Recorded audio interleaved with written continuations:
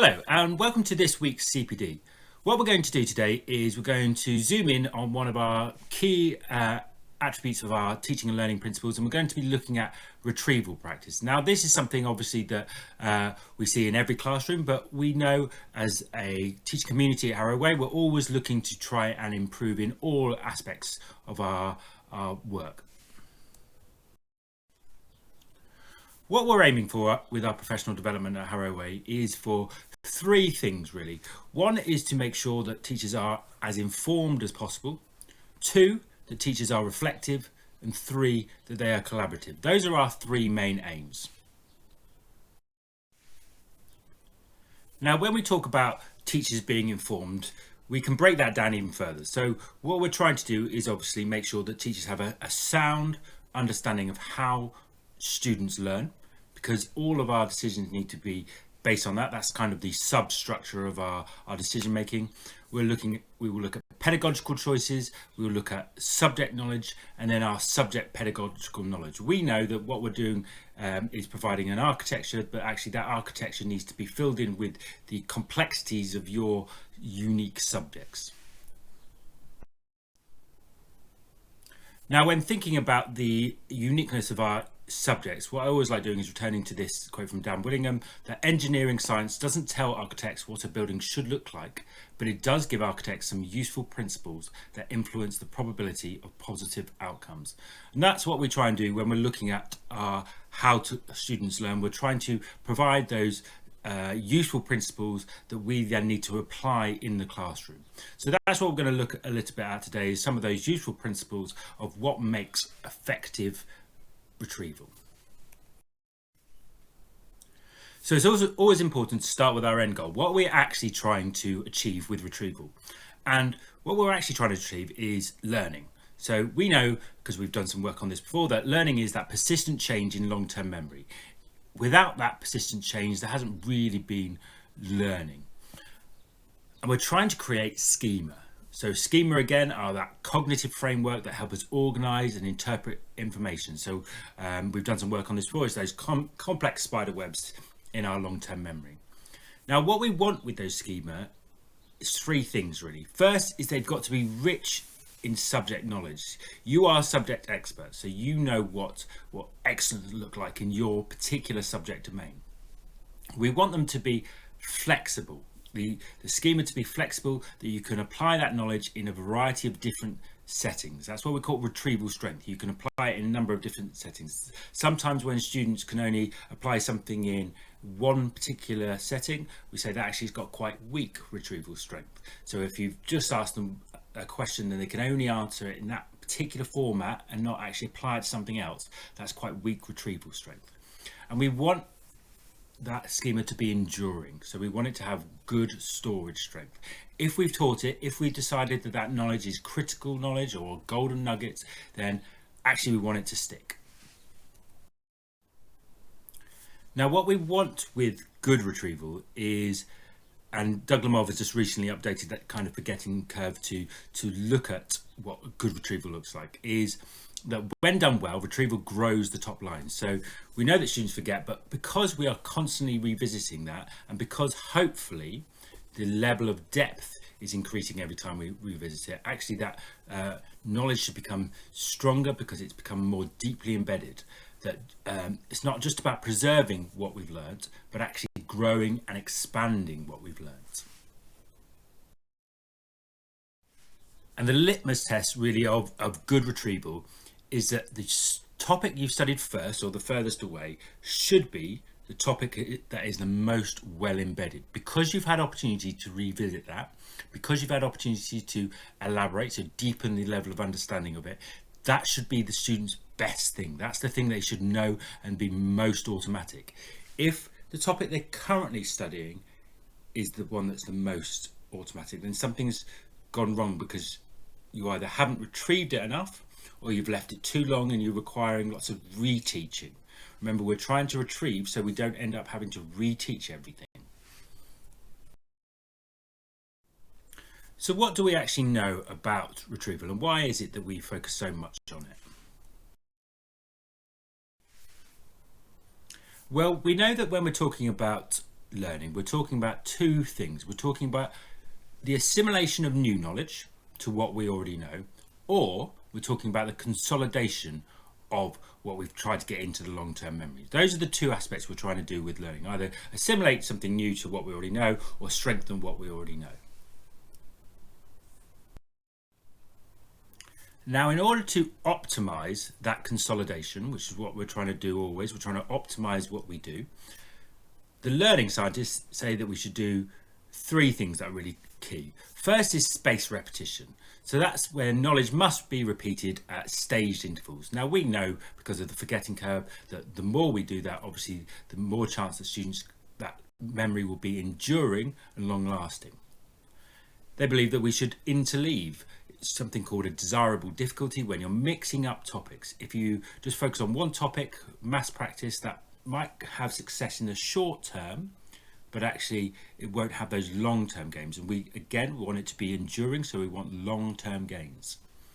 And thirdly, you need to elaborate. So what that means effectively is to deepen or develop the understanding with why questions. So you're trying to, every time you revisit that piece of information, you're trying to further deepen the level of understanding. So to come back to that idea of deepening the understanding, so the greater the depth of processing, the greater what we call the storage strength.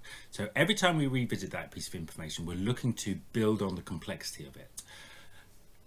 Learning comes in several stages. We go from obviously foundational knowledge to the ability to apply knowledge. And within that, obviously, we're trying to deepen our level of understanding and the connections and the ability to apply that knowledge. So when we retrieve information, we're building through this sequence in order to actually make sure that that knowledge is flexible and they can apply it into a variety of different settings. Of course, that can't come all at once. You have to do that in stages, and it might be actually that those key terms and concepts aren't cemented, and therefore that's why students might struggle with a level of understanding and a level of connection. So you've got to be really clear, and that's why it's important to break down your retrieval of what actually it is you need to work on to strengthen. Now, retrieval practice is also, that second word is really important, practice. And the best type of practice is deliberate practice.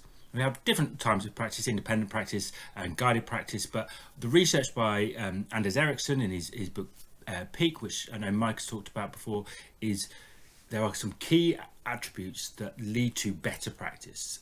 And they put forward the argument that, number one, you have to have well-defined specific goals for improvement. So you need to break things down in order to work on those specific individual pieces. You can't just work on everything all at once. So if we take a tennis player, it might be the forehand that they're working on. It might be the smash they're working on. It might be the backhand. So you're breaking down the areas for improvement. You need to see what success looks like. So having mental representations of what success looks like is really important. Thirdly, high quality feedback. If students are practicing something, if that practice is going to be beneficial for moving forward, then actually they need to receive good high quality feedback. And that needs to come from that expert coach. And you, as the teacher in the classroom, you are that expert coach. You know what success looks like because you are the expert in that subject, and therefore you are a crucial part of that deliberate practice process. Students need to learn in a discomfort zone. So there should be a level of challenge. There should be increasing challenge every time you revisit knowledge. And it's got to be focused and involved. And therefore students must be putting in the effort. So given all that knowledge on retrieval, what we've tried to do as a teaching and learning team is synthesize it into a very easy to use format. Because obviously we want to try and be reflective. If we're going to be reflective, we need to have criteria to reflect upon. You would have exactly the same in the classroom. If you're expecting students to be reflective, they need to know what they're reflecting on. So with our retrieval practice, and again, we're always looking to improve that. Every single teacher, that's what we're aiming for at Harroway. So good retrieval practice in the classroom. This is what we would expect to see. Now, obviously, this is the architecture. your specific subject is really important, and therefore obviously how you fill this is really a decision that you need to make. But number one, that retrieval practice has got to be focused on specific components. So you have broken down something and you're working on it. Now it might be, for example, that you feel you've done an assessment, it's their tier 3 words that aren't well embedded, and actually that's the bit that needs to be worked upon in retrieval. It might be tier 2 words, it could be a whole range of different things. Secondly, you need to ensure that the retrieval opportunity is generative. Remember, we're trying to draw information from the long-term memory, so it has to be coming from the student's brain. They have to be cognitively engaged. They need to be the one producing the knowledge. 3, that there should always be a range of retrieval opportunities. So you're looking for different types of retrieval opportunities. And the reason for that, like we've said, is you're trying to make that knowledge flexible. You're trying to use the same piece of knowledge and to see it in different formats. 4, that we want it to be low stakes. This is about praising effort. This is about obviously students being willing and accepting mistakes. So that's part of good learning, that they can actually learn from the mistakes. You also have something called the correction effect. So obviously students being able to correct something means they're more likely to learn it next time. We're looking to build the complexity. We've just talked about it. Every time you revisit something, you're looking to increase the challenge. So you should be looking for, if you've started off with just facts, that you might actually be going on to understanding and looking at connections. So you're looking always to develop that and become more complex. It should be a specific time. So when they come in, so let's say you're doing a do now and using that as your retrieval vehicle, then we're not spending forever. This is about looking at what is automatic knowledge, so actually very clear time frames. Now it might be that you then unpick some serious knowledge gaps, so we wouldn't want you to rush that, because actually you as the expert in the classroom need to judge how long you need to take on it at that point. 7, we're trying to ensure that all students are attempting it. So effort, we've just said, is really important. So just the basics of circulating around the classroom to ensure students are attempting all questions. So we really need to build that ethos and that culture that it's okay to get something wrong, but actually what it isn't okay for is to not have a go at it, because we want students to be cognitively engaged, so actually thinking and thinking hard.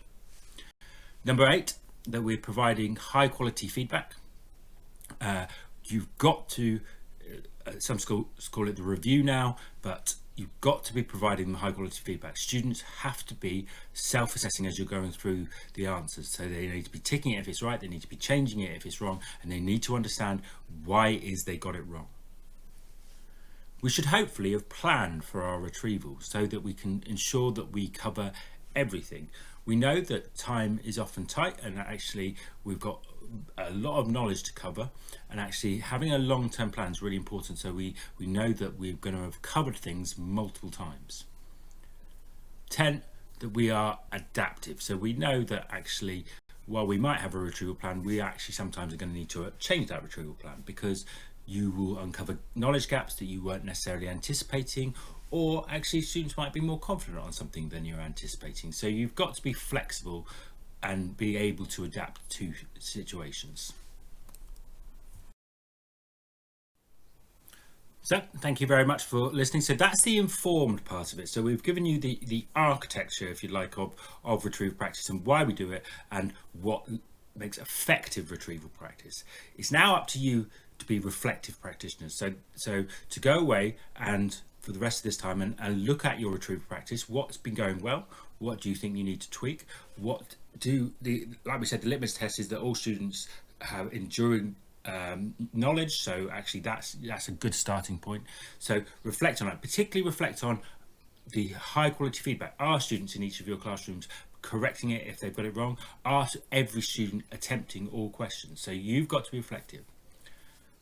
We also would like you to be collaborative. We know that as a school that we want to create low variance in our curriculum, but we also want to help each other. We are a community, we're a teaching community. So what we'd like you to do is to have a look at your retrieval practice, and I'd like you to pick at least one activity that you think in your subject works really well. and I'm going to have shared a Google Drive with you, and if you could put it onto that Google Drive, that would be really helpful. So have a think, have a look. I know that there's, because I go around lots and lots of lessons, I know there's some brilliant retrieval activities going on, so it's always good to share practice so we can see what that mental representation of what good retrieval looks like. Okay, thank you very much.